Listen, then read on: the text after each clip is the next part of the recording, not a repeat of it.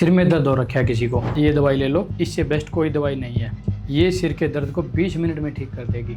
Individual उस दवाई को ले लेता है और लेने के बाद लिटरली उसको ये फील होता है कि हाँ मुझे सच में आराम है। तो मैंने भी फेस किया है कि मेरे को बोला भी गया है ये चीज़। अच्छा, देखिए तो पागलों का डॉक्टर है।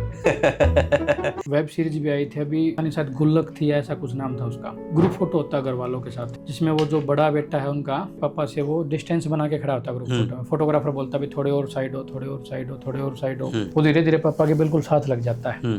यहाँ टच करते उसके आंखों से आंसू आ जाते हैं सर। क्यों था? क्योंकि वो एक बैरियर था कि भाई बहुत ही कम ऐसी फैमिलीज हैं सर कि जो मतलब बेटे पापा को गले तक लगा लेते हैं, नहीं लगा पाते। जैसे आपने स्टोरी के अकॉर्डिंग बताया था, बच्चे साइकोटिक हो सकते हैं। वी बिलीव आपका टाइम प्रॉब्लम को बढ़ाना नहीं, उसे सीख कर सॉल्व करने में लगना चाहिए। तुम मुझे टाइम दो, मैं तुम्हें राइट माइंडसेट दूं। तो सब्सक्राइब राहुल माइंडसेट।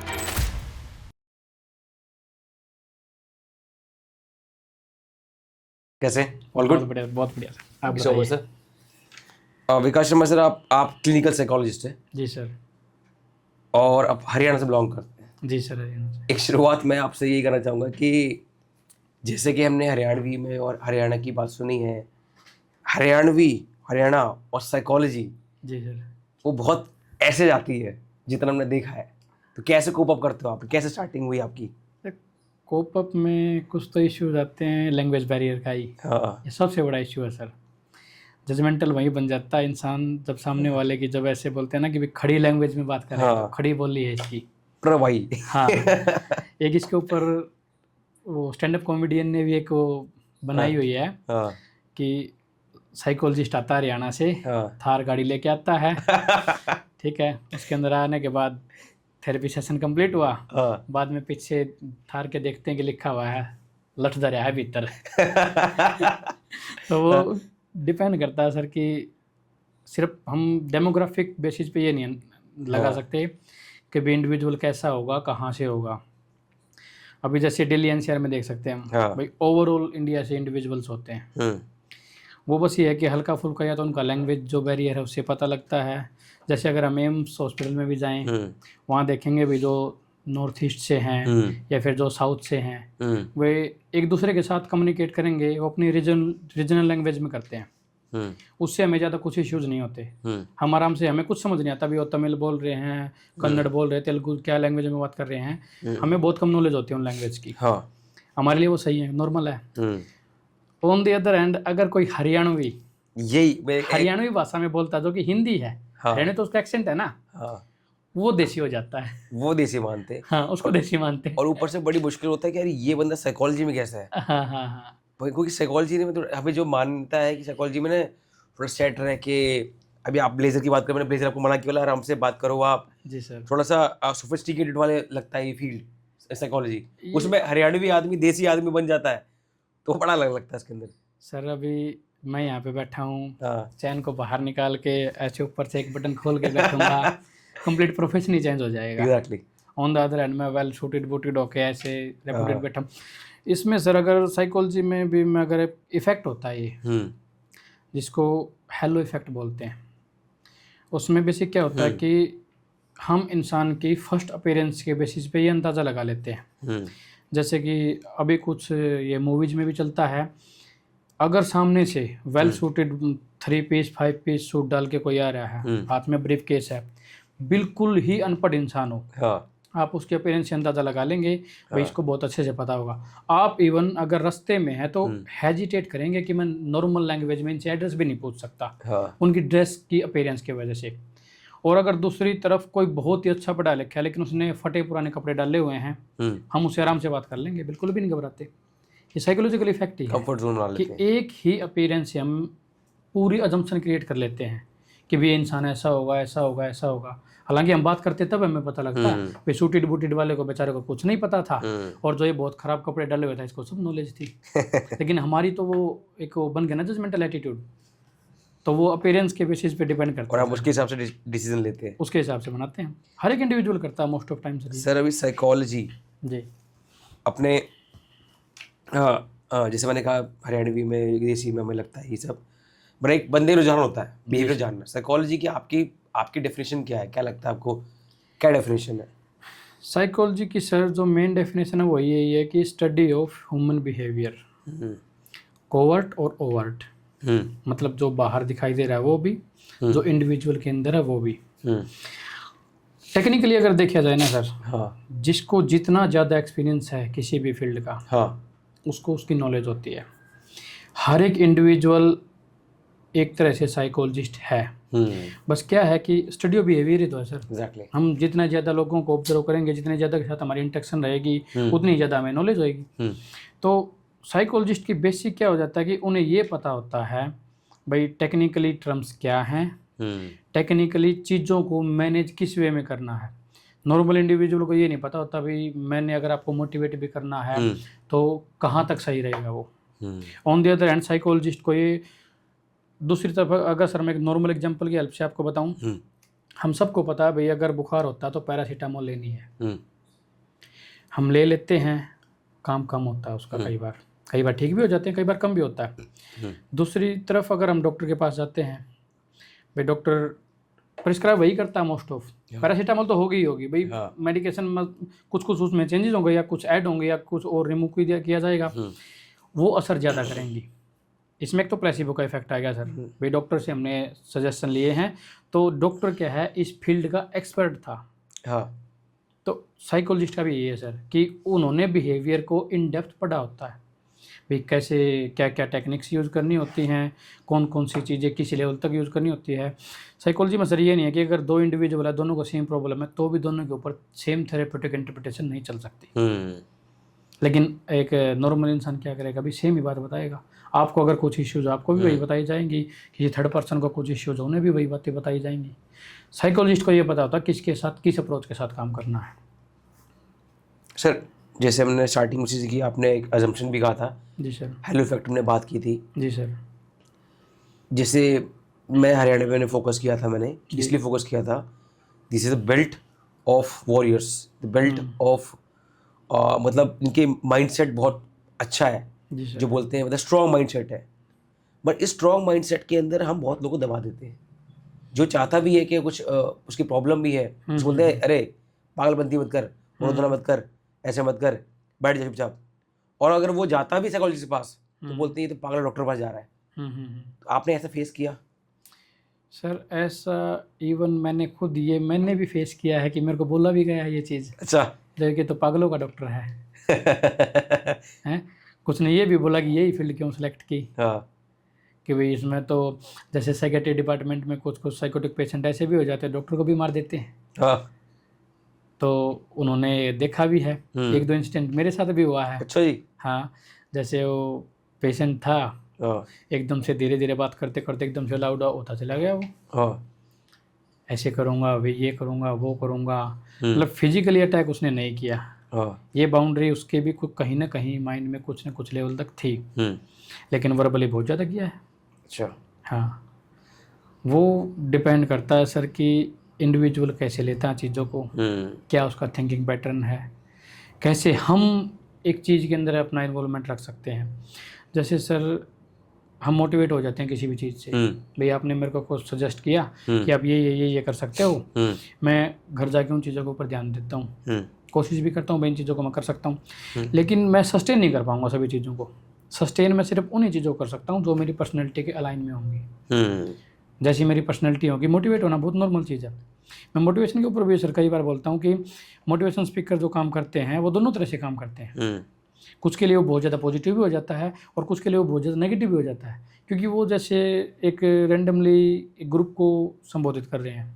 भी एक ग्रुप में 50, 25 वटएवर, मतलब कुछ भी इंडिविजुअल्स हैं, उन्होंने जो बात बोली वो सभी के लिए बोली है। हाँ। क्या वो एप्लीकेबल जनरलाइज बोल दी उन्होंने? क्या वो सभी के लिए एप्लीकेबल होगा सर? नहीं, क्योंकि हर एक इंडिविजुअल की कैपेसिटी अलग अलग है। भाई कुछ हो सकता है उससे मोटिवेट होकर और अच्छे से आगे निकल जाएं और ज़्यादा मेहनत कर पाएँ, कुछ डिमोटिवेट भी तो हो सकते हैं सर उससे, कि भाई इसको भी सेम बात बोली गई थी, मेरे को भी सेम बात बोली गई थी, लेकिन आपने मेहनत करके आप और आगे चले गए, आपको जाता देख के मैं बिल्कुल ही पीछे रह गया कि मैं तो नहीं कर पाऊँगा इसको, मैं जितना कर रहा था फिर उससे भी पीछे निकल जाता हूँ। तो दोनों तरह से काम हो जाता है सर ये। मैं उस बात पे आ रहा था सर कि हम ऐसे जैसे बेल्ट बताई थी मैंने, तो मैंने एग्जांपल लिया है एक, जी सर। जैसे हरियाणा का मैंने एग्जांपल लिया है। ऐसे हर जगह होता है जहाँ पर आदमी को जो बोल के कि ये लड़कियों की तरह हरकत मत कर, ये माइंड की डिप्रेशन कुछ नहीं है, अब दही वही पी आराम से, लस्सी वस्सी पी, रिलैक्स हो जा। जी सर। चाहे वो खुद भी डिप्रेशन में हो, मगर जी, हमारे जी, हम जी। पीढ़ियों को हम क्या कहते हैं, स्ट्रॉन्ग रहे स्ट्रॉन्ग रहे स्ट्रॉन्ग रहे। तो क्या आपको लगता है लोगों को हम दबाते हैं ऐसे लोगों को?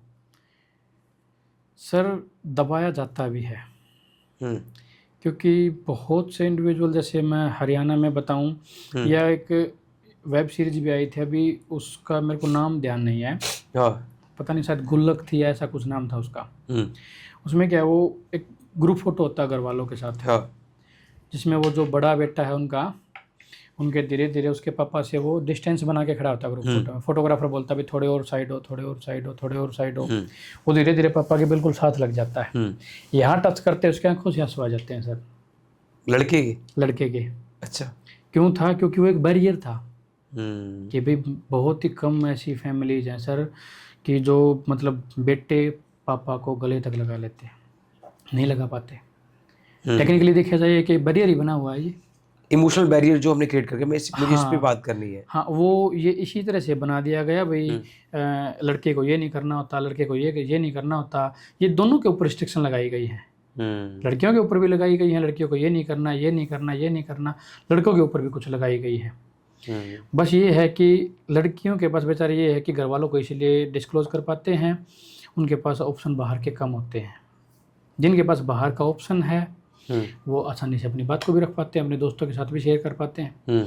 अगर रिस्ट्रिक्शन किसी भी तरह की हो सर, वो फिजिकली बाहर जाने की हो, इमोशनली किसी के साथ कनेक्ट होने की हो, अगर इंडिविजुअल किसी भी प्रॉब्लम को रिप्रेस करेगा वो बाद में प्रॉब्लम करेगी। लाइफ एक स्प्रिंग की तरह है सर, ऐसे प्रेस करेंगे, एक लेवल के बाद वो जंप करेगा, और जंप करेगा जहाँ से प्रेस करना स्टार्ट किया था इससे भी आगे जाएगा, वो उससे ज़्यादा जाएगा, और वो प्रॉब्लम जैसे गुल्लक नाम लिया आपने, गुल्लक आपके रिप्रेशन की बढ़ती रहती है और एक दिन वो फूटेगी। जी सर, बिल्कुल फूटेगी तो वो ज़्यादा करेगी, बहुत ज़्यादा सर, बिल्कुल। कहते हैं ना कि मतलब हाँ, जैसे गुल्लक में बहुत सही बोला सर आपने। हाँ। गुल्लक में हम नोटों को भरते रहते हैं। हाँ। जिस दिन उसको तोड़ते बहुत दूर तक बिखरता है वो, अगर ज़्यादा नोट डले हुए हैं तो बिल्कुल सेम इसी तरह। एग्जैक्टली, तो वो इस तरह इमोशनल को अगर हम दबाएंगे जी सर, और उसको रिप्रेस करते रहेंगे जिनको नहीं पता, तो फूटेगा, वो फूटेगा और बहुत ज़्यादा प्रॉब्लम के साथ फूटेगा। तो सर अभी आपके पास जो लोग आते हैं, जैसे टेस्टिंग के लिए आप बड़े स्पेशलाइज करते हो टेस्टिंग में। जी सर। क्या शुरुआत में टेस्ट करते हो और क्या क्या निकलता है?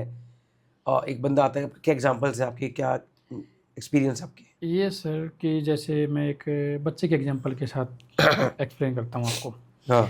जैसे कुछ बच्चे ऐसे होते हैं, मान लो स्कूल में उन्हें बुली किया गया है और इंटिमिडेट इस लेवल तक कर दिया गया कि वो ना तो घर वालों को अपनी बात बता पा रहे, क्योंकि घर वालों को अगर बात बताएगा बच्चा प्रोसेस करता है चीज़ों को। भाई अगर मैं घर वालों को बताऊंगा, घर वाले स्कूल में इन्फॉर्म करेंगे इस बात को, स्कूल वाले फिर उसके ऊपर एक्शन लेंगे। अगर स्कूल वाले एक्शन लेंगे तो वो दोबारा से मेरे को तंग करेगा। बच्चा डर गया इस चीज़ के लिए, इस वजह से उसकी परफॉर्मेंस डाउन होती चली जाती है, उसकी फिजिकली हेल्थ भी डाउन होती चली जाती है। क्यों? खाना खाने में भी उसको दिक्कत महसूस होगी, इमोशनली वो काफ़ी इनसिक्योर महसूस करता है, चाहकर भी किसी को बता नहीं पाता। तो जैसे ऐसे बच्चे काउंसलिंग में भी घर वाले लेके आते हैं, भाई घर वाले ये तो नोटिस करते हैं भाई बच्चे के बिहेवियर में कुछ ना कुछ चेंजेस आए हैं, तो वो बच्चा आने के बाद हेजिटेट करता तब भी, पहले नहीं बता पा रहा था। हाँ, नहीं बता पाता वो, क्योंकि टेक्निकली देखा जाए साइकोलॉजिस्ट तो उसके लिए वैसे भी बिल्कुल अननोन हो गया। अननोन को तो जब इंडिविजुअल अपने फैमिली के साथ ही कंफर्टेबल नहीं है उस बात को बताने में, तो वो साइकोलॉजिस्ट को भी नहीं बता पाएगा। तो ऐसे बच्चों के ऊपर सर जैसे कि प्रोजेक्टिव टेक्निक्स होते हैं कुछ, भाई कुछ टेस्ट लगाए जाते हैं, ड्राई पर्सन टेस्ट लगा दिया या फिर ट्री वाला लगा दिया। भाई बच्चों से एक डायग्राम बनाया जाता है कि आप इस डायग्राम को बनाओ, अजम्पशन करके वो उस चीज़ को बनाओ। जैसे TAT होता है सर बच्चों के लिए, थीमेटिक है परसेप्शन टेस्ट, उसमें बच्चों को पिक्चर्स दिखाई जाती हैं कि ये पिक्चर है, इसके अकॉर्डिंग आप एक स्टोरी बनाओ, जिस स्टोरी में पास्ट, प्रेजेंट और फ्यूचर तीनों चीज़ होनी चाहिए। अच्छा। तो बच्चे क्या करेंगे, उसको देख करके जो भी स्टोरी वो बताते हैं वो जो उनके अंदर चल रहे कन्फ्लिक्ट होते हैं ना, उनको बाहर निकालते हैं। जो वो पेंटिंग वगैरह बनाते हैं, ड्राई पर्सन टेस्ट में उनको एक इंडिविजुअल बनाने के लिए बोला जाता है। तो वो जैसा वो पिक्चर बनाते हैं वो पिक्चर सर उनके अंदर के कन्फ्लिक्ट के अकॉर्डिंग होती है, निकालती है बाहर। हाँ, वो जैसे बाल बनाएंगे भाई, बॉडी के जो भी फीचर्स बनाएंगे वो, या फिर क्या रिएक्शन दे रहा है इंडिविजुअल उस पिक्चर के अकॉर्डिंग, वो रिएक्शन बच्चे की खुद की थिंकिंग पैटर्न के अकॉर्डिंग होती है। उस पैटर्न को देख के आप मेंटेन करते हो? हाँ, उस पैटर्न के अकॉर्डिंग हम ये एनालिसिस कर पाते हैं कि भाई इस इंडिविजुअल को किस तरह की प्रॉब्लम्स है। सर अभी हम इस पे आते हैं कि जब आपके पास, जिसमें एक एग्जांपल आपको दे रहा था मैं, जी सर, कि मैंने मूवी देखी थी जिसके अंदर एक बच्चा है जो कि छोटा है, वो 6-7 साल का ही है, ज़्यादा बड़ा नहीं है जी। वो क्या करता है, अपने घर में और बच्चे हैं उनको मार देता है। वो उठाया, कहीं मार दिया, कुछ उसे कुछ औजार मार दिया, कुछ किसी को कहीं फेंक दिया। वो अकेला रहता है और अपने फादर को दिखाता है मैंने कुछ किया नहीं है। और उसका जैसे आपने अभी इंटरप्रिटेशन दी, वो फिर साइकोलॉजिकल टेस्ट में जाता है एक जगह, और उसकी इतनी हाई फंक्शनिंग, हाई इतनी IQ है कि वो जो जब वो टेस्ट दे रहा होता है, जो आपने बताया वो पिक्चराइजेशन का, कि पास्ट फ्यूचर प्रेजेंट कैसा है, उसमें भी वो कुछ लैक करता है, दिखाता है कि ये है नहीं। तो ऐसे केसेस भी होते हैं असली में? ऐसे केसेस होते भी हैं सर, कि जैसे वो मारने वाले आप बता रहे हैं, हाँ, बच्चे, हाँ, क्योंकि इस स्टेज में ऐसा बच्चे करते हैं, हो सकता है। हाँ बिल्कुल हो सकता है सर, बिल्कुल। हाँ, जैसे पर्सनैलिटी की ट्रेट्स जेनेटिकली ट्रांसफ़र ज़्यादा होती हैं सर। टेम्परामेंट इंडिविजुअल का उन्हीं के बेसिस पे स्टार्ट होता है। तो एंटी सोशल पर्सनैलिटी सुना होगा आपने। हाँ। लेकिन एंटी सोशल पर्सनैलिटी अडल्ट को तब डिक्लेयर किया जाता है जब 16 ईयर से पहले बच्चे के अंदर कंडक्ट डिसऑर्डर हो। कंडक्ट डिसऑर्डर क्या होता है? कंडक्ट डिसऑर्डर सर इसका पर्सनैलिटी वाला ही होता है। एंटी सोशल पर्सनैलिटी जो है, कंडक्ट डिसऑर्डर में बच्चा सेम टू सेम बचपन में भी उन्हीं तरह की एक्टिविटी रखता है। अच्छा। जो एंटी सोशल वो अडल्ट में रख रहा होता है। तो कंडक्ट डिसऑर्डर के अकॉर्डिंग अगर इंडिविजुअल साइकोटिक भी है तो वो ऐसी हरकतें करता है। अच्छा। दूसरा क्या है कि मैं एक केस के अकॉर्डिंग बताऊं तो एक बच्ची का केस था सर। तो उसके ऊपर जैसे TAT का ये स्केल लगाया गया, तो लास्ट में जैसे कुछ स्केल नॉर्मल दिए जाते हैं, उसके बाद एक ब्लैंक स्केल दिया जाता है। ब्लैंक स्केल के ऊपर ये बोला जाता है भी आप यहाँ पे कोई भी एक स्टोरी अज्यूम करो और उसको बनाओ। तो उस बच्चे ने क्या किया, वो बहुत स्मार्टली डील कर रहा था इन चीज़ों के साथ। अच्छा। उसने कंप्लीट स्टोरी जल्दी बना के बता दी। ये स्टोरी है, साथ में मैं लिखता रहा जो वो बोल रही थी। लेकिन सर जिस वे में उसने जो भी उसके एक्टर वगैरह सेलेक्ट किए, जो रूल रेगुलेशन उस स्टोरी के अंदर उसने सेट किए, जो एक कंप्लीट स्टोरी लाइन उसने सेट की, वो बिल्कुल ऐसे था कि जैसे उसने उस स्टोरी को कहीं से उठाया है। ओके।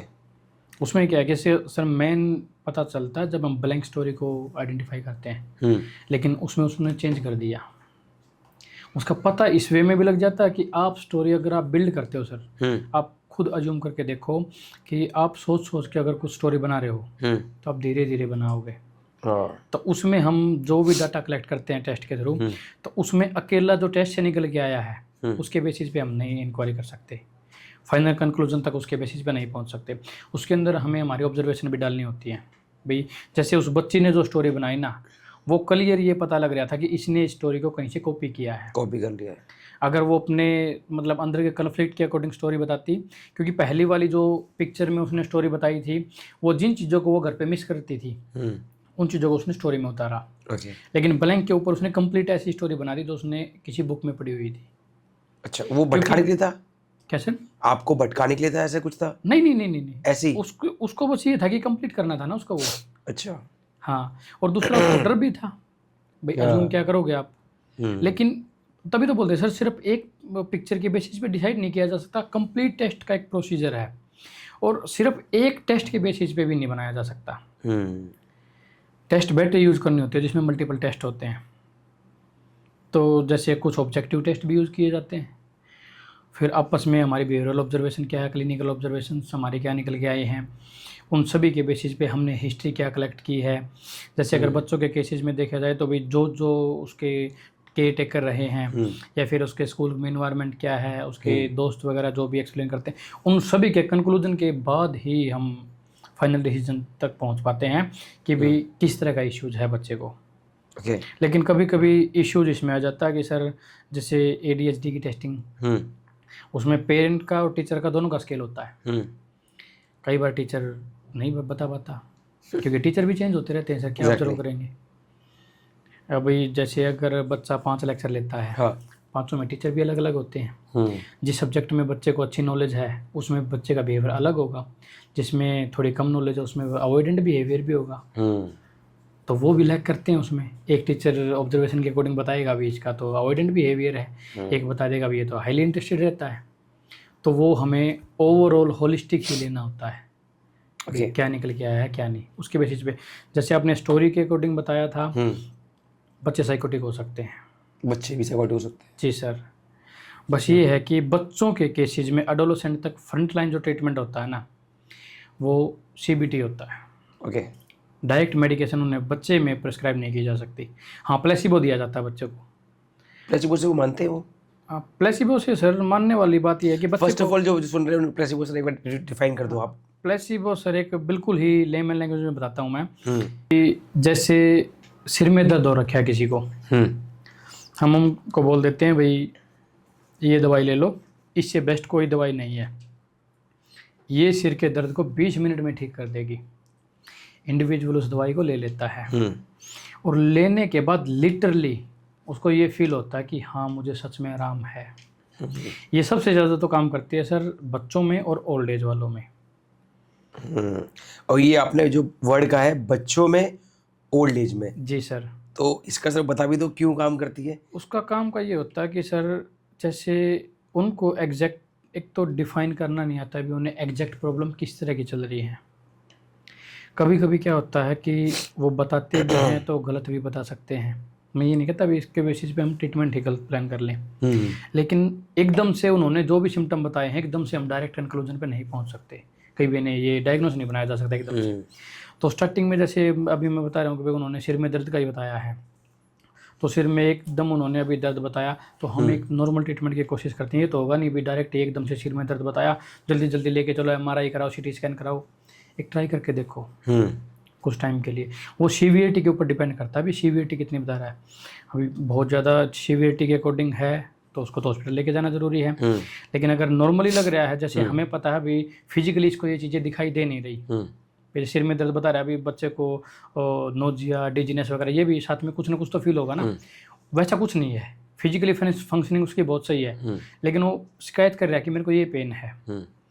तो उसको वो प्लेसिबो वाली दवाई दे के देखो भाई। नॉर्मल आप कोई भी इवन ये लगा लो, कोई कैंडी दे दो बच्चे को जो उसने नहीं देखी है, या फिर निकाल के दे दो, उसको बोल दो इस फ्लेवर की ये दवाई है और ये आपको 20 मिनट में ठीक कर देगी। तो लिटरली आप चेक करके देखना 20 मिनट बाद बच्चे को अगर प्रॉब्लम नहीं है तो सच में ठीक भी हो जाता है वो।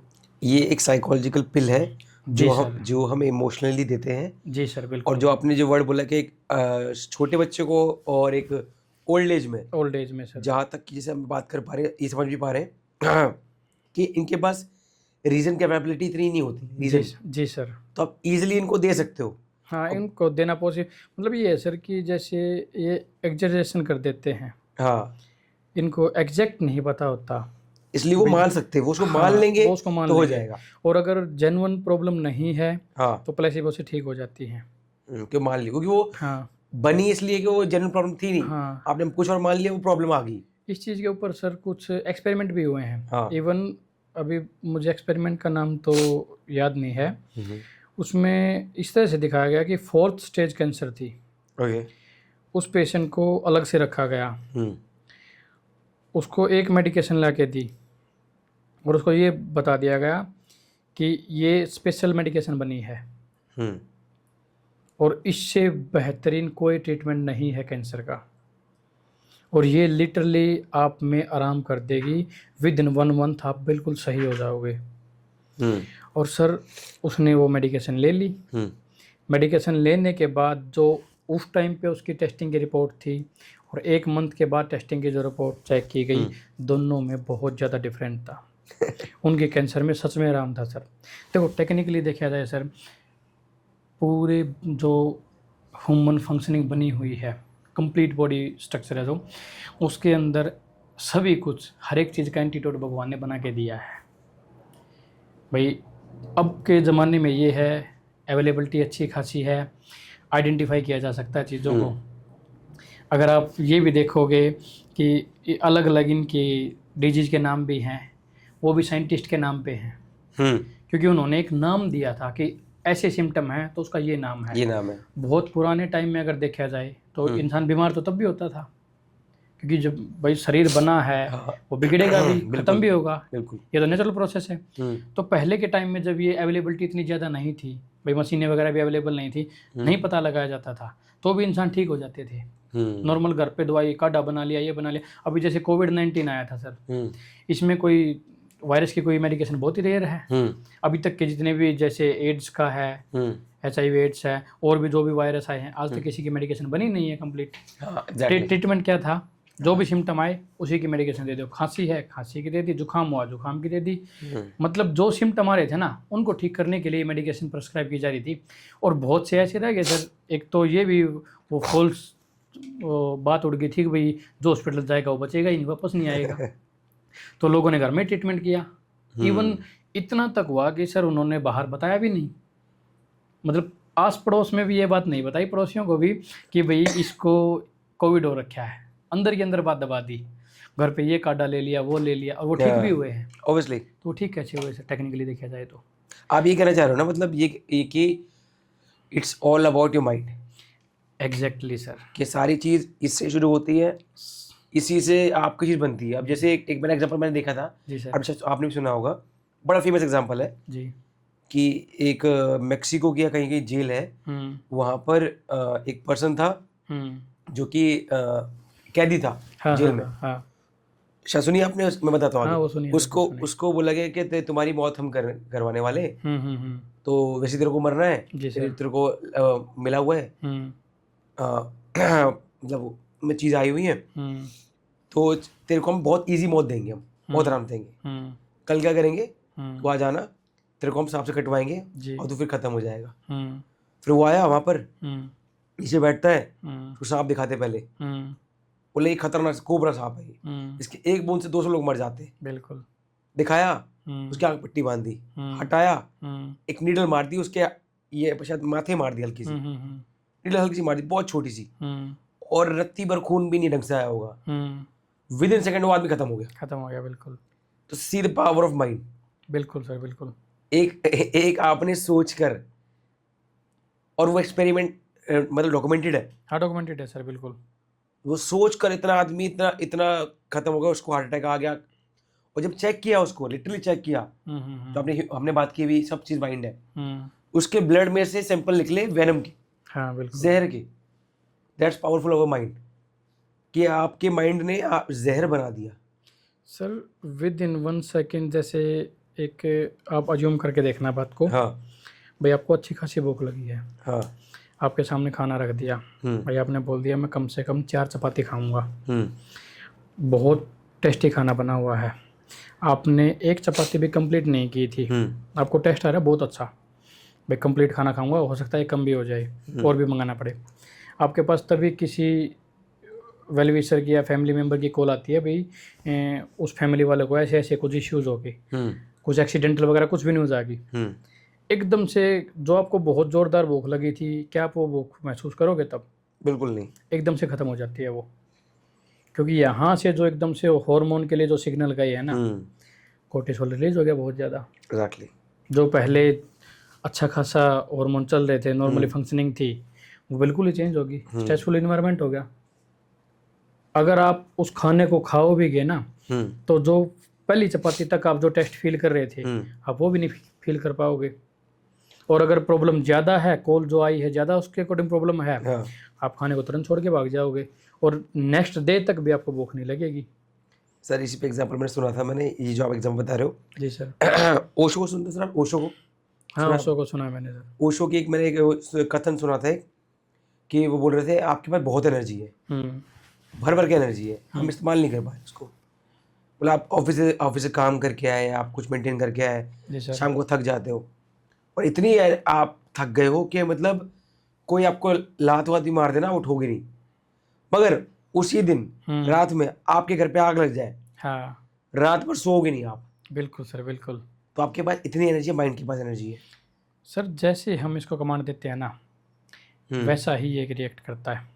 जैसे हमारी बात यहाँ प्लेसिबो से स्टार्ट हुई थी, तो प्लेसिबो का भी यही रीज़न है भाई। दवाई ली, हालांकि वो ओरिजिनल दवाई नहीं थी, उस पेन के लिए वो दवाई नहीं थी, लेकिन ब्रेन ने सिग्नल दिया, हमने ब्रेन को कमांड दी कि भी मैंने अभी इस चीज़ की दवाई ले ली है।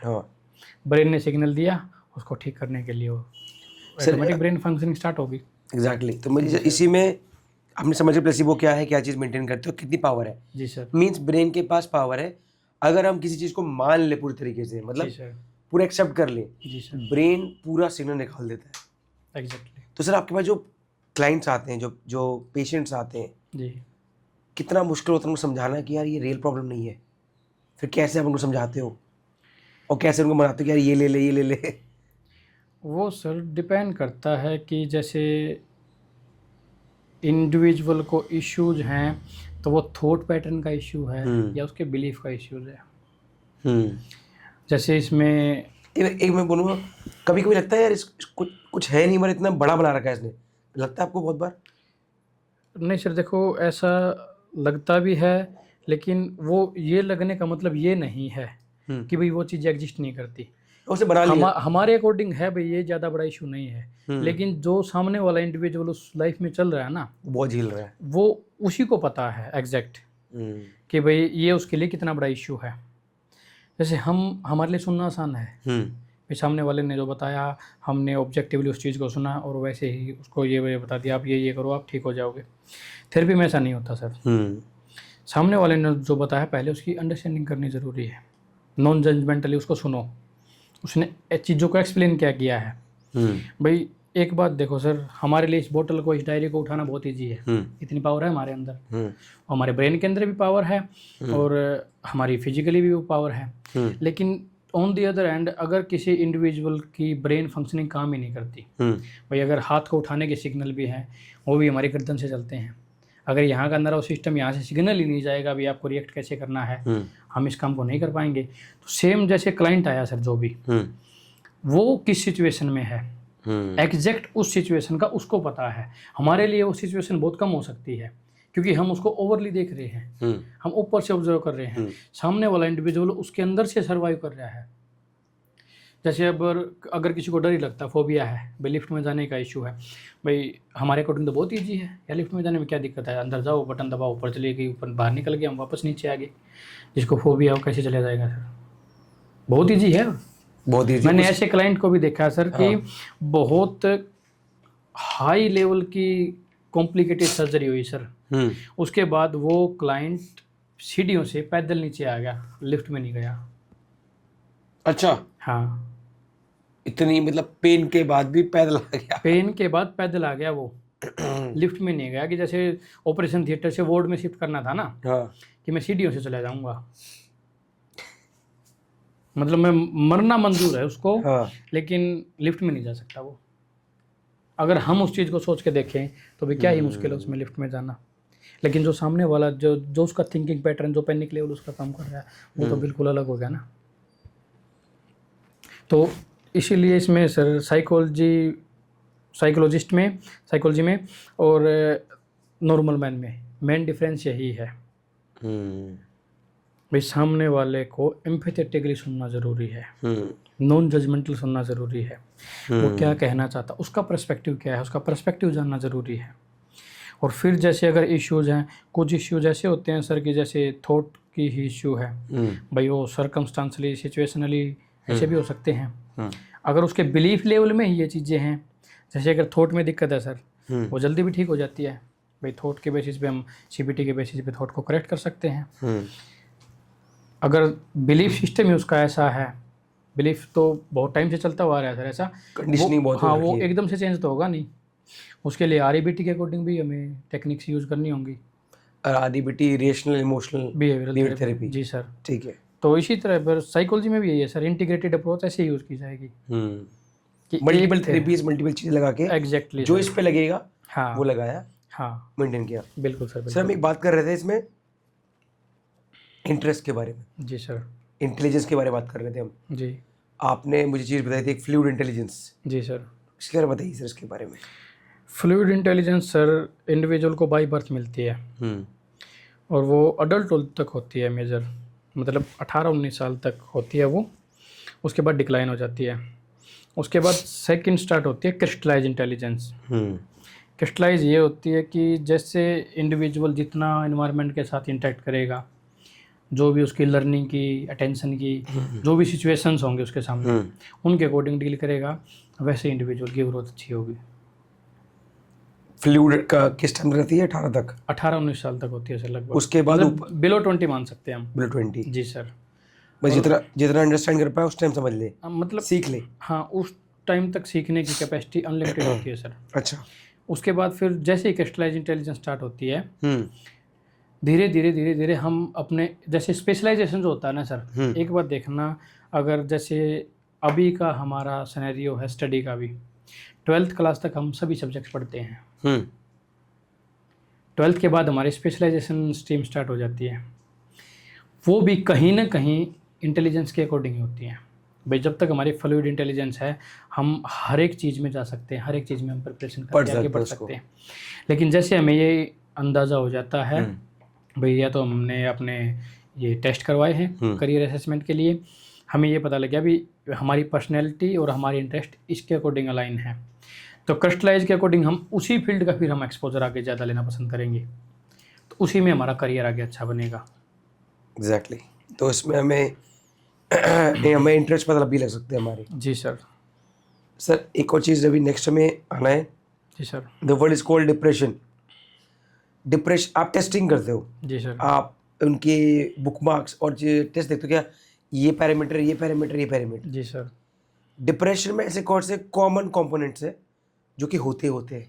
क्या लगता है आपको, ये तो इसमें ये है ही, वेरिएबल कौन से हैं कॉमन? जैसे इंडिविजुअल का इंटरेस्ट ख़त्म हो जाता है, लॉस ऑफ इंटरेस्ट बहुत कॉमन है। उसके बाद सर एनर्जी डिक्लाइन होगी। ओके। ये बिल्कुल ही ऐसा कॉमन सिस्टम है सर कि सिम्टम के अकॉर्डिंग एनर्जी में बिल्कुल चेंज मिलेगा। स्लीप में इश्यूज़ होंगे सर, या तो बिल्कुल भी नहीं आएगी या बहुत ही ज़्यादा आएगी। ये 3 चीज़ें? हाँ, ये बिल्कुल ही कॉमन है सर। लॉस ऑफ कहते हैं, पहले बताया आपने? Loss of interest sir. Loss of interest किसी भी चीज़ में? हाँ, मतलब ये लगा लो सर, जैसे मैंने खाने के बारे में आपसे वो अजूम करने के लिए बताया था, तो इंडिविजुअल को जो चीज़ें पसंद थी ना, वो पसंद आने भी बंद हो जाती है।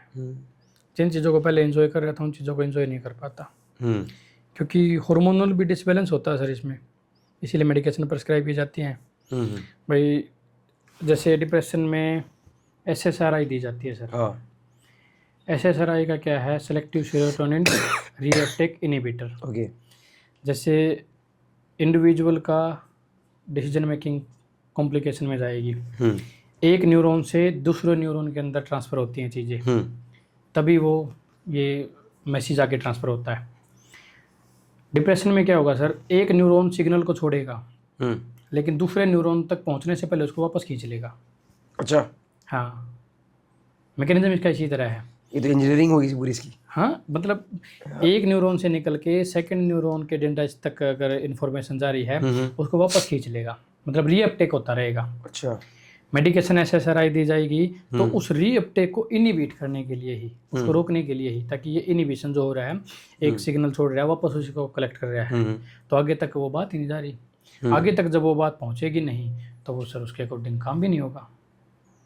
सर ये जो आपने बताया इनिबिशन रोकने के लिए मेंटेन हमने किया है, डिप्रेशन से जो एक वर्ड कहते हैं ना हिंदी में, जी सर, देसी में कहते हैं, लेमन में चिंता चिता के सामान होती है। जी सर।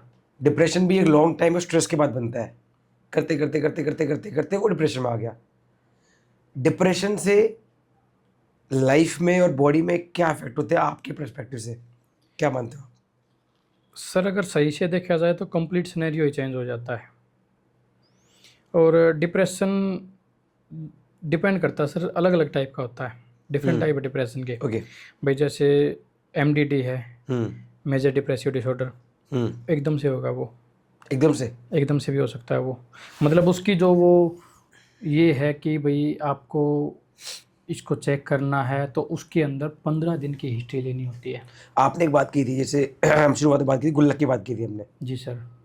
कि भर गया भर गया भर गया भर गया, तब डिप्रेशन हो गया, जी सर। स्ट्रेस हो गया। ये वाला अचानक होता है? कुछ मतलब डिपेंड करता है सर कि जैसे आप कंटिन्यूस वाला बता रहे हो ना, हाँ। वो होता परसिस्टेंट। ओके। उसमें हिस्ट्री ली जाती है 2 ईयर तक की, हम्म। और बीच में उसका ये भी क्राइटेरिया है कि 2 से 3 मंथ आप बिल्कुल सही भी नहीं होने चाहिए। अच्छा। हाँ, मतलब भाई आपने 6 महीने इसी दिक्कत में रहे, फिर ठीक हो गए, फिर दिक्कत में रहे, फिर ठीक हो, ऐसा नहीं होगा उसमें परसिस्टेंट में। ओके। मेजर डिप्रेसिव में है वो एकदम से होगा। ओके। करंट में सिनेरियो चल रहा है। एंजाइटी का दूसरी तरफ ये है सर कि जैसे 6 मंथ तक डिसऑर्डर में काउंट होगी नहीं। 6 मंथ तक अगर आपको इश्यूज आ रहे हैं तो वो एंजाइटी डिसऑर्डर की बजाय एडजस्टमेंट इश्यूज होंगे। एडजस्टमेंट इश्यूज में काउंट किया जाता है उसे, डायरेक्ट डिसऑर्डर में डिसाइड नहीं की जा सकती। यहाँ पे एक छोटी सी चीज़ और मैं एक्सप्लेन करना चाहूँगा सर कि एक होता है डिजीज, ओके। एक होता है डिसऑर्डर। आपने सुना है कि भाई साइकेट्री में ये डिजीज होगी, उसको डिसऑर्डर सुना है मैंने। हमेशा डिसऑर्डर ही होता है मोस्ट ऑफ टाइम। डिजीज और डिसऑर्डर में यही डिफरेंस है सर। डिजीज है यहाँ पे इंजरी है, हाँ। हम काम नहीं कर पा रहे इससे, इंजरी हुई, ये में डिजीज होगी। डिसऑर्डर क्या होगा कि इसकी फंक्शनिंग की वजह से क्या इम्पैक्ट हुआ है। जैसे अगर पैर में चोट लगी, चिंता चिता के समान होती है। जी सर। डिप्रेशन भी एक लॉन्ग टाइम और स्ट्रेस के बाद बनता है। करते करते करते करते करते करते वो डिप्रेशन में आ गया। डिप्रेशन से लाइफ में और बॉडी में क्या इफेक्ट होते हैं आपके पर्सपेक्टिव से, क्या मानते हो? सर अगर सही से देखा जाए तो कंप्लीट सिनेरियो ही चेंज हो जाता है।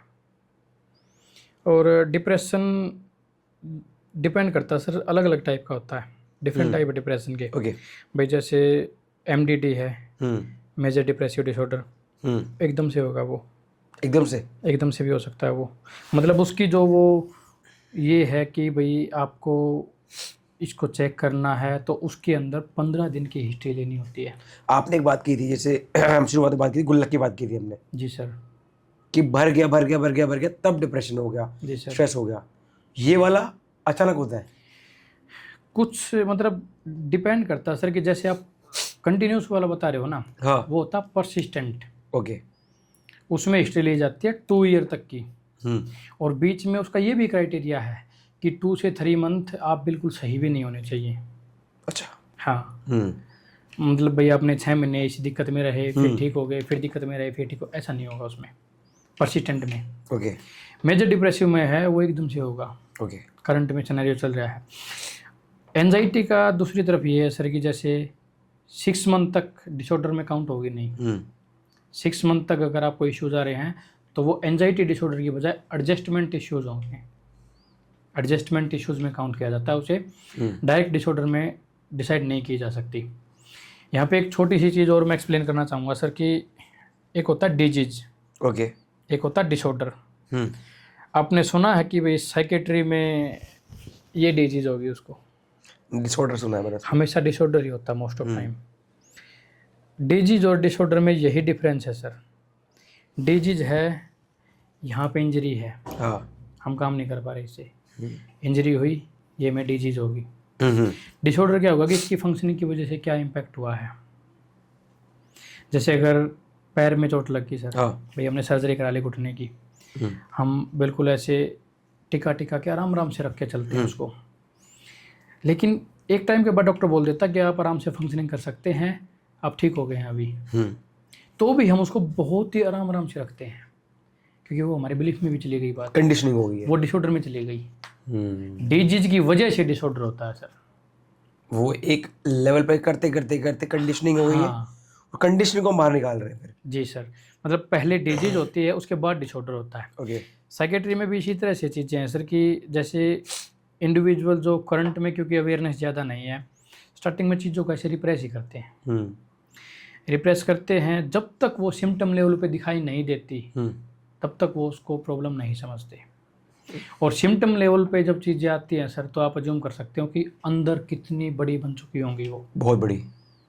तो इसीलिए फिर उनके जो टाइम ड्यूरेशन होती है वे क्योर करने की या उनको मैनेज करने की, इसीलिए वो भी थोड़ा टाइम लेती है। अच्छा, इस पर बात आती है, अब काउंसलिंग की बात आ गई है। जी सर। अभी हम इम्प्रूवमेंट की, सोल्यूशन की बात करते हैं। जी। कि अब ये डिसऑर्डर्स हैं, डिजीज से डिसऑर्डर आया, जी सर, कंडीशनिंग हो गई, जी सर, डिप्रेशन आया। अब इन स्ट्रेस को मेंटेन करने के लिए, जैसे आपने बताया भर गया वो बहुत सारा, जी सर, हम क्या क्या मेजर्स लें, क्या क्या चीज़ें करें जिससे ये मेंटेन, क्योंकि आदमी है तो चिंता है, जी रहा है तो चिंता है, तो उसको क्या मेजर्स लें हम? सर जैसे स्ट्रेस भी 2 तरह की होती है। अकेला हम स्ट्रेस को गलत नहीं मान सकते। भाई बोल देते हैं भाई इसको तो इस चीज़ की स्ट्रेस हो रखी है, तो स्ट्रेस हमेशा नेगेटिव नहीं होती, स्ट्रेस हाँ। पॉजिटिव भी होती है। जैसे अगर मैं आपको एक छोटे से एग्जांपल की हेल्प से एक्सप्लेन करूं, तो 2 तरह से स्ट्रेस है, यू स्ट्रेस और डी स्ट्रेस। यू में होता है सर कि आज हमारी डेट शीट आ गई। सही एग्जाम्पल मैं उसका लूँ? हाँ जी सर, बिल्कुल। आज मेरा गला खराब है, जी सर, पॉडकास्ट तब भी करना है जी सर, क्योंकि हमें तो बात करनी है। ये टेक्निकली स्टार्टिंग में पहले इशू था। हाँ यू स्ट्रेस का ये हो सकता है कि सर जिससे हमारा पॉजिटिव आउटकम निकल के आता है। हाँ जैसे भाई इंडिविजुअल को ये पता है कि 1 वीक के बाद मेरे एग्जाम है, स्ट्रेस तो है वो, ये डेट शीट देखती है उसको स्ट्रेस आ गई। स्ट्रेस आने के बाद क्या करेगा, वो मेहनत करता है उस चीज़ के ऊपर, मेहनत करता है तो उसका आउटकम सही निकल के आता है। जैसे ही एग्ज़ाम ख़त्म हुए स्ट्रेस ख़त्म हो जाती है। दूसरी तरफ नेगेटिव है सर, हाँ डी स्ट्रेस, वो जितना चीज़ों को नेगेटिवली एवेलुएट करता है कि जैसे REBT थेरेपी है सर, उसका जो मेन जिस फंक्शनिंग के ऊपर बनी है ना, वो जो मेन कोट है वो यही है कि हम प्रॉब्लम से परेशान नहीं हैं। प्रॉब्लम सभी की लाइफ में, हमारे पास भी है, किसी और के पास भी है, और टेक्निकली देखा जाए तो हर एक चीज़ को प्रॉब्लम में हम काउंट कर सकते हैं। उसमें मेन चीज़ ये है कि सर प्रॉब्लम है, कोई इशू नहीं है, हम उसको इवेलुएट किस वे में करते हैं, देखते कैसे हैं, परसीव किस वे में करते हैं। एग्जैक्ट प्रॉब्लम वो है, प्रॉब्लम से हम परेशान नहीं है, प्रॉब्लम को परसीव किस वे में कर रहे हैं, हम इस चीज़ से परेशान ज़्यादा होते हैं। यहाँ से आपको न्यू दिल्ली जाना है, भाई कैसे जाऊँगा, कैब से जाऊँगा, मेट्रो से जाऊँगा, बाई बस जाऊँगा, या फिर यहाँ से कितना सामान लेके जाना है। प्रॉब्लम तो बहुत नॉर्मल थी भाई, आपको यहाँ से नई दिल्ली जाना है, नॉर्मल चीज़ है, लेकिन उसको परसीव कैसे कर ले हो, रास्ते में इतनी रेड लाइट्स आएंगी, उसमें जाऊँगा तो ये टाइम लग जाएगा। आप उस चीज़ को परसीव किस वे में करते हैं? ज़्यादा नेगेटिव परसीव करोगे आप स्ट्रेस फील ज़्यादा करोगे, नॉर्मली परसीव करोगे आपको ज़्यादा इशू नहीं होंगे।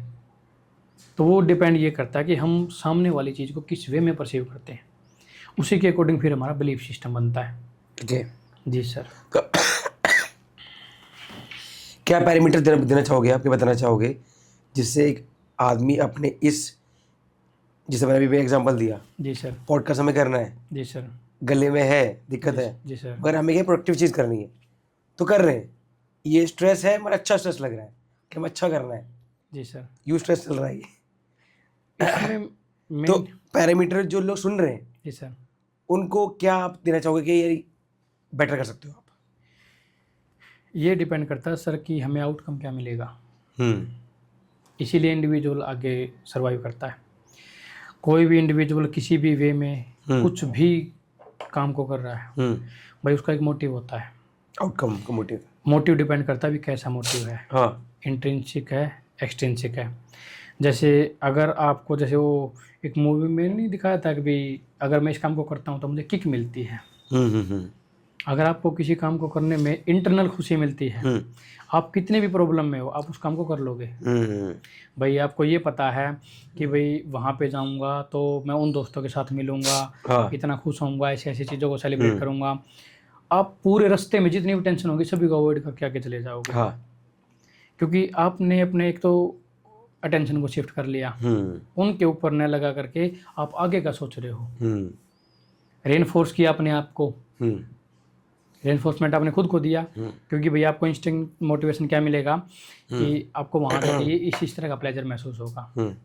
एक्सट्रिंसिक मोटिवेशन है सर, उसमें ये है कि जैसे कोई प्रोडक्टिव चीज़ मिलती है हमें, भाई जैसे इंडिविजुअल जॉब करता है तो उसे ये पता है भाई स्ट्रेसफुल इन्वायरमेंट है, उसको भी झेल लेगा, भाई मेरे को उस चीज़ के EMI भरनी है, ये चीज़ लेनी है, वो चीज़ करनी है, तो उसके लिए वो जैसे बॉस गुस्सा कर रहा है, इन्वायरमेंटल टॉक्सिक भी है, तो भी इंडिविजुअल जॉब करता रहता है। क्यों? क्योंकि उसने अपने आप को ऐसे सेट किया हुआ है कि इससे मुझे रेनफोर्समेंट में ये सैलरी मिलेगी और उसको मैं ऐसे ऐसे यूज़ कर सकता हूँ। तो वो ये भी डिपेंड करता है कि सर हम अपनी शिफ्टिंग कैसे करते हैं। दूसरा सबसे ज़रूरी चीज़ है कि सर माइंडफुलनेस के साथ चीज़ों को डील किया जाए। ओके। वो बहुत ज़रूरी है। हम किसी भी वे में भी कोई भी काम कर रहे हैं, इस माइंडफुलनेस एक ऐसी टेक्निक है सर जिसको हम हर एक जगह पे मोस्ट ऑफ टाइम यूज़ कर सकते हैं। हम पैनिक फील कर रहे हैं, भाई अपने आप को अच्छे से प्रेजेंट मोमेंट में रखना।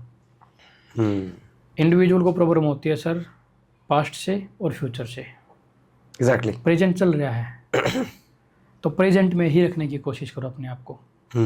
जैसे ग्राउंडिंग टेक्निक भी यूज की जाती है सर एंजाइटी पेशेंट के लिए भी। भाई उसमें 5 4 3 2 1 ये टेक्निक्स यूज है। वो अपने आप मतलब सेंसेस को यूज़ करना होता है उसमें। सुमन मैम आई थी यहाँ पर जी और सर। घर में बताया था उन्होंने, सेंसेस देखो आसपास। जी सर। साउंड सुननी है, टच करना है, स्मेल करना है। उसका यही है सर कि देखो हमारा दिमाग में थॉट चलते रहते हैं, हम चाहकर भी किसी भी थॉट को नहीं रोक सकते। अगर हम ये सोचेंगे कि मैं इस चीज़ के बारे में तो बिल्कुल भी नहीं सोचूं, इसमें तो और ज़्यादा विचार आएंगे क्योंकि हमने कमांड दे दी। नेगेटिव दी हो लेकिन कमांड तो दी है हमने। एग्जैक्टली। अभी जैसे वो बोल दिया जाता है अभी इस चीज़ के बारे में मत सोचना, अगर उसको पता है इंडिविजुअल को तो डेफिनेटली सोचेगा, बक्का हो जाएगा। ब्रेन की फंक्शनिंग ही ऐसी है। उसमें यह है कि ग्राउंडिंग टेक्निक में ये है कि हम अपनी सभी लोब्स को एक्टिवेट करते हैं।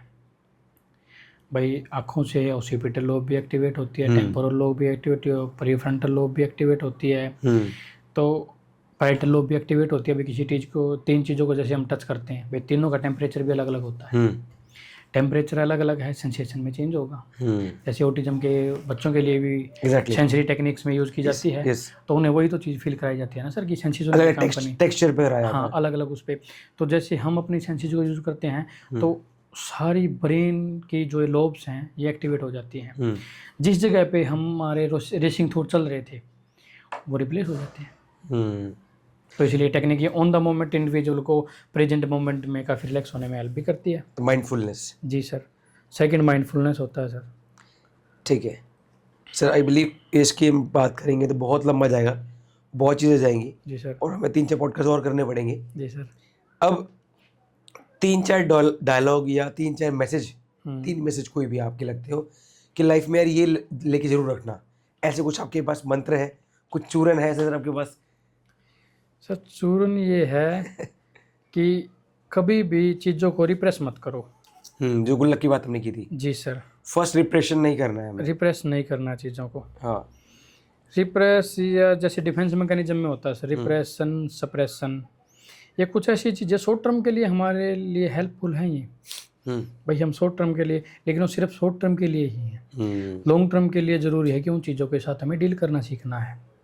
फिर जैसे अगर इस जगह से मेरे को क्रॉस करना है, यहाँ पे मेरे को डर लगता है किसी चीज़ को लेकर के, अभी मैं आपके साथ चल के यहाँ से निकल गया, कब तक निकलूँगा? आप आज प्रेजेंट थे, आपके साथ निकल गया इस जगह से, डर नहीं लगा, 2-3 दिन निकल जाऊँगा, किसी और की वेट करूँगा, एक टाइम ऐसा भी आएगा कि कोई भी नहीं होगा, तो निकलना तो है।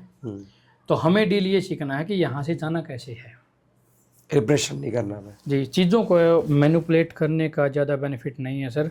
एक सबसे ज़रूरी चीज़ है एक्सेप्टेंस, इंसान के अंदर होने बहुत ज़रूरी है। सेकंड चीज़ माने एक्सेप्टेंस। जी सर, जब तक हमारे अंदर एक्सेप्टेंस नहीं होगी तब तक हम चेंज भी कैसे कर पाएंगे। हमारी कोई कमी है, भाई किसी ने सरकास्टिकली हमें बोला है, तो हम रिस्पॉन्ड किस वे में करते हैं। एक बार एनालिसिस करके देखो, भाई ठीक है आपको ये लगता है कि सरकाज़म में सामने वाले ने बोला है, तो वो भी डिपेंड, एक बार के लिए एनालिसिस करो इसने बोला क्यों है। एक तो आपका एंगर मैनेजमेंट भी होगा सर, जैसे आपने अभी एकदम से मेरे को सरकाज़म में कुछ बोल दिया, अगर मैं एक बार के लिए ब्रेन को कमांड दूं कि एक बार इस चीज़ को प्रोसेस तो करके देख, इसने क्यों बोला है ये। आपने बोल दिया अभी आपकी ये शर्ट गंदी लग रही है, भाई शर्ट गंदी लग रही है ठीक है, हो सकता है अभी गंदी भी हो, एक बार मेरे को देखना तो चाहिए भी कहाँ से गंदी है। ऐसे मैं फील करूँगा चीज़ को, उसके बाद आपको रिस्पॉन्ड करूँ। एग्जैक्टली। और गंदी होगी तो मैं उसको ठीक करने की कोशिश करूँगा। हाँ। ऑटोमेटिक आपकी भी रिस्पेक्ट मेरे मन में अच्छी होगी कि भाई इसने मेरी केयर की इसलिए मेरे को ये चीज़ बताई। दूसरी तरफ अगर आप सरकाज़म में मेरे को ये चीज़ एक्सप्लेन कर रहे हो तो मैं ये भी समझ जाऊँगा कि भाई ये इंसान मेरा ज़्यादा अच्छा चाहने वाला नहीं है, तो उसके लिए एक बाउंड्री सेट करो कि इसके साथ अगर मैं इंक्लूड होऊंगा किसी चीज़ में तो मैं इस लेवल तक ही इंक्लूजन रखूँगा। इससे ऊपर नहीं रखूंगा, इससे ऊपर नहीं रखूंगा, क्योंकि एक हेल्दी बाउंड्री सेट होंगी ना सर, तो इंडिविजुअल हार्म भी कम होगा। हेल्दी बाउंड्री सेट करनी बहुत ज़रूरी है। और अगर कुछ चेंज करना है, सामने वाले ने बताया भी आपकी ऐसी ऐसी ये चीज़ें हैं जो ये गलत है, मेरी कैसी गलत है, अगर हम इस चीज़ में रिस्पॉन्ड करते हैं तो भी हम चेंज कर ही नहीं पाएंगे कभी भी। ऑन दी अदर हैंड अगर हम एक्सेप्ट करते हैं कि एक्सेप्टेंस है इस चीज़ की, हाँ ठीक है भाई, अगर मेरी ये चीज़ गलत है, कोशिश करूँगा मैं इस चीज़ को चेंज करने की, एक्सेप्टेंस होगी तभी तो चेंज होगा ना सर। ACT थेरेपी भी इसी चीज़ के ऊपर है। एग्जैक्टली। तो वो भी बहुत ज़रूरी है। तो रिप्रेशन नहीं करें, एक्सेप्टेंस करें। जी सर। ये दो चीज़ आपने चीज़ बताई है। जी सर। सर आज के पॉडकास्ट में सीखा हमने डिप्रेशन के बारे में, प्लेसिबो के बारे में, प्लेसिबो कितनी बड़ी चीज़ है। जी सर। ह्यूमन बिहेवियर के बारे में। जी सर। साइकोलॉजी और हरियाणवी के बारे में। जी सर। हरियाणा के बारे में जी। कि वो कैसे वहाँ पर दबाया जाता है, वो तो एग्जाम्पल लिया है हमने। जी सर। कि हमारे गुल्लक की तरह रिप्रेस करते अपने इमोशन को जो फटता है। जी बिल्कुल। आपने एग्जाम्पल लिया स्प्रिंग की तरह दबता है फिर वो निकलता है। जी। आपने एग्जाम्पल लिया कि बच्चा अपने बाप से टच करता है तो रोने लग जाता है। हाँ, उसमें जैसे उसमें दिखाया गया। हाँ, बाउंड्रीज क्रिएट हो गई थी, क्योंकि ये इमोशनली अनअवेलेबिलिटी होती है सर। भाई फादर भी बाउंड्री सेट करके रखता है कि इतना इन्वॉल्व नहीं होते बच्चों के साथ, लेकिन अभी धीरे धीरे पेरेंटिंग में इतना चेंज हो चुका है सर कि बच्चा अपने पेरेंट्स को एज ए फ्रेंड भी बता सकता है बहुत चीज़ें। जैसे पहले के टाइम में अगर देखा जाए, भाई लव मैरिज बहुत ही कॉम्प्लिकेशंस में होती थी, बहुत ही रेयरली होती थी। अभी पेरेंट्स उसको खुद लव मैरिज को भी एक्सेप्ट करते हैं। exactly. बड़ी धूमधाम से बच्चों की शादी भी कराते हैं। लेकिन अब भी कहीं ना कहीं अगर डर है, एक तो सोसाइटी का डर है, सेकंड ऑप्शन है भाई वो बच्चों के साथ इमोशनली इतना कनेक्शन नहीं बना पाए, जिसकी वजह से वो उनकी बातों को नहीं समझ पाते। Exactly sir. क्योंकि उन्होंने भी अपनी कुछ बाउंड्रीज वगैरह तो सेट की हुई हैं। वो या तो स्टीरियोटिपिकल भी हो सकती हैं, या फिर जैसे भाई कुछ नॉर्म्स हर एक इंडिविजुअल, हर एक रूल रेगुलेशन, एक रिलीजन के अकॉर्डिंग भी, सोसाइटी के अकॉर्डिंग भी, हर एक के अकॉर्डिंग हर का एक पैराडाइम है लगा सबका। जी सर। तो सर हम समराइज करूँ सब बातों को। जी सर। बिकॉज अगर हम बातें करें तो ये दी एंड कभी नहीं होने वाला इसका। नहीं बिल्कुल नहीं, चलता रहेगा, 5-6 साल तक चलता रहेगा सर ये। जी सर। समराइज करें तो हमने सीखा हरियाणवी के बारे में, कैसे रिप्रेस किया जाता है, कैसे इमोशनल अटेंशन कम है, डिप्रेशन के बारे में, उसके टाइप्स के बारे में, लर्निंग के बारे में, फ्लूइड इंटेलिजेंस के बारे में, क्रिस्टल इंटेलिजेंस के बारे में सीखा हमने, और कैसे आप माइंडफुल होके, कैसे आप एक्सेप्ट करके, रिप्रेस ना करके अपने को बेटर कर सकते हो। तो जो आपने इस वीडियो में सीखा है, देखा है, समझा है, बार बार देखिए, because repetition is mother of learning. बार बार देखेंगे, इंटेलिजेंस में आएगा, इंटेलिजेंस विजडम में कन्वर्ट होगी और आप उसको एक्शन में डाल सकते हैं। एक्शन होने के बाद अपने यूज स्ट्रेस, जो सर ने बात की आज हम, जी सर, स्ट्रेस तो ज़िंदगी में है, या तो अब यूज स्ट्रेस लो या तो नॉर्मल स्ट्रेस लो। यूज स्ट्रेस लेंगे तो आगे बढ़ेंगे। हाँ, वो पॉजिटिव आउटकम निकालेगी सर। हाँ, और जैसे मैंने एक बार कहा कि अभी आवाज़ ख़राब है मगर हमें मज़ा आ रहा है बात करने में, मत चल रहा है, तो यूज स्ट्रेस लोगे, एक्शन लोगे तो आपकी लाइफ बदलेगी, आप इंप्रूव करोगे। तो जो बातें हमने सीखी हैं, देखो, बार बार देखो और रिपीट करो और एक्शन लाइए, जिससे आपकी लाइफ ट्रांसफॉर्म होगी। Thank you so much. Thank you so much sir. Thank you so much.